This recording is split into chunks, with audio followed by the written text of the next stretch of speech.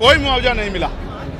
CMO को हटा दिया गया, उसको जाति सूचक गालियां दी गई, उसको सिस्टम में आने का न्योता दिया गया, ना करने पे उसको हटा दिया गया। इसका मतलब आप समझिए कि जो दलित पिछड़े वर्ग का व्यक्ति, मुस्लिम समाज का व्यक्ति इनके सिस्टम में नहीं आएगा, उसको अपमानित भी करेंगे, उसको हटा भी देंगे।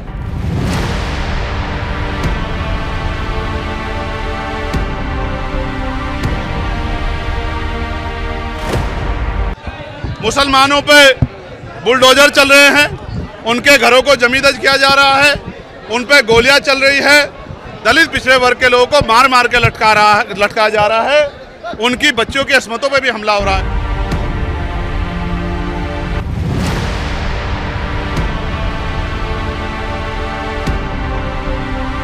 जाति सूचक शब्दों का इस्तेमाल किया जा रहा है, जिससे सिस्टम में आने की बात कही जा रही है। जाति सूचक शब्दों का इस्तेमाल किया गया, उसे हटा दिया गया। ये दिखावा है कि जो व्यक्ति सिस्टम में नहीं आएगा उसे अपमानित कर हटा दिया जाएगा।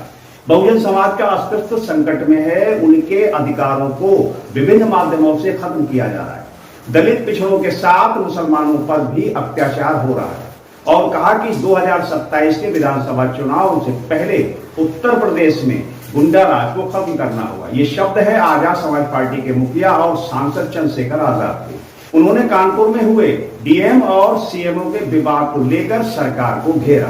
तो दोस्तों नमस्कार, मैं इरशाद अली और आप देख रहे हैं यूपी 70 न्यूज, खबर हमारी दुनिया पे। बस आपसे एक ही निवेदन है, यदि आप फेसबुक पर देख रहे हैं तो फॉलो करें और यदि यूट्यूब पर देख रहे हैं तो चैनल को सब्सक्राइब करके घंटी वाला बटन जरूर दबाएं।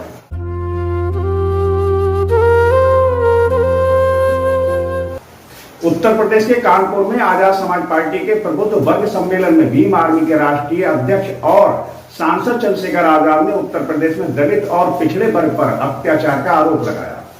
लाजपत भवन में आयोजित सम्मेलन में उन्होंने कहा कि 2027 के विधानसभा चुनाव से पहले उत्तर प्रदेश में गुंडा राज को खत्म करना होगा। साथ ही उन्होंने जातिगत जनगणना के फैसले का स्वागत करते हुए लोगों के आर्थिक आंकड़े भी जारी करने की मांग की और पंचायत चुनाव पूरी ताकत से लड़ने का ऐलान करते हुए कहा कि अभी बूथ सेक्टर कमेटियां गठित हो रही हैं। आने वाले समय में बिजली के निजीकरण और शिक्षा मित्रों के समायोजन को लेकर वह बड़ा आंदोलन करें। आपको बता दें कि भीम आर्मी चीफ ने कानपुर डीएम और सीएमओ मामले पर अपनी कड़ी प्रतिक्रिया दी है और भाजपा सरकार को घेरा है। आपको बताते चले कि बीते दिनों कानपुर के डीएम जितेंद्र प्रताप सिंह और सीएमओ हरिदत्त नेमी के बीच जुबानी विवाद इस कदर बढ़ गया कि जिसकी गूंज सूबे की सरकार के कान उतर गई, जिसके बाद यूपी सरकार ने सीएमओ को सस्पेंड कर दिया। वही सस्पेंड होने के पश्चात सीएमओ हरिदत्त नेमी ने प्रेस वार्ता कर डीएम जितेंद्र प्रताप सिंह पर कई गंभीर आरोप लगाए। उन्होंने कहा कि भ्रष्टाचार के खिलाफ आवाज उठाना उन्हें भारी पड़ गया। उन्होंने कहा कि डीएम ने उनसे कहा था कि सिस्टम में आ जाओ, नहीं तो तुम्हें बर्बाद कर दूंगा। उन्होंने कई बार जाति सूचक गालियां देने का जिक्र भी किया, साथ ही मानसिक उत्पीड़न और शारीरिक उत्पीड़न का भी जिक्र किया था। और सीएमओ हरिदत्त नेमी के सस्पेंड होने पर सूबे की सरकार पर कार्यक्रम के दौरान मीडिया से भीम आर्मी चीफ ने कुछ इस तरह से बात करते हुए बताया। 7वां प्रभु सम्मेलन है, सहारनपुर से शुरू हुए हैं और 18वां सम्मेलन खत्म हो गए, तब हमारे मंडल स्तरीय सम्मेलन खत्म होंगे। और ये सम्मेलन का उद्देश्य ये है कि आज बहुजन समाज के अस्तित्व पे खतरा बन गया है। चारों तरफ से संविधान में जो प्रदत्त अधिकार उनको मिले हैं, उन अधिकारों को खत्म किया जा रहा है। चाहे वो आरक्षण हो, चाहे शिक्षा हो, चाहे नौकरियां हो, चाहे और जमीनें मिली हों, चाहे और अधिकार हो, उन सब अधिकारों पर डाका पड़ रहा है। चाहे बिजली के निजीकरण का मामला हो या शिक्षा मित्रों का मामला हो, उनके समायोजन का, चाहे 69,000 शिक्षक भर्ती का मामला हो, तमाम तरह से कमजोर वर्गों के खिलाफ अन्याय किया जा रहा है। मुसलमानों पे बुलडोजर चल रहे हैं, उनके घरों को जमींदोज किया जा रहा है, उन पे गोलियां चल रही है, दलित पिछड़े वर्ग के लोगों को मार मार के लटकाया जा रहा है, उनकी बच्चों की अस्मतों पे भी हमला हो रहा है। कानून व्यवस्था खत्म हो चुकी है। ऐसे में अस्तित्व बचाओ, समाज में भाईचारा बनाओ, कमजोर वर्गों को जोड़ो और जोड़ के प्रबुद्ध जन सम्मेलन के जरिए भविष्य की तैयारी करो। जो 15 साल का सूखा है उसको खत्म करो। राजकाज लाओ और लोगों की समस्या दूर करो। जातिगत जनगणना होनी चाहिए, उसके साथ साथ उसके आखिरी आंकड़े भी जारी होने चाहिए।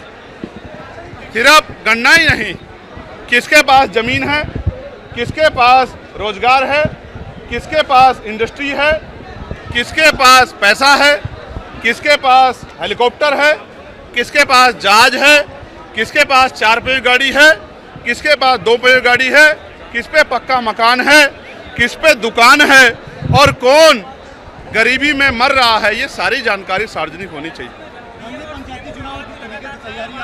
पंचायत चुनाव बहुत मजबूती से आज़ाद समाज पार्टी काशीराम और भीम आर्मी लड़ेगी। उसके लिए वो संघर्ष कर रही है, गांव-गांव प्रचार कर रही है, बूथ कमेटियां बना रही है, सेक्टर कमेटियां बना रही है, ग्राम पंचायत समितियां बना रही है, भाईचारा को 12 जातियों को जोड़ के भाईचारा कमेटी बना रही है, तमाम तरह से उनके मुद्दों के लिए संघर्ष कर रही है।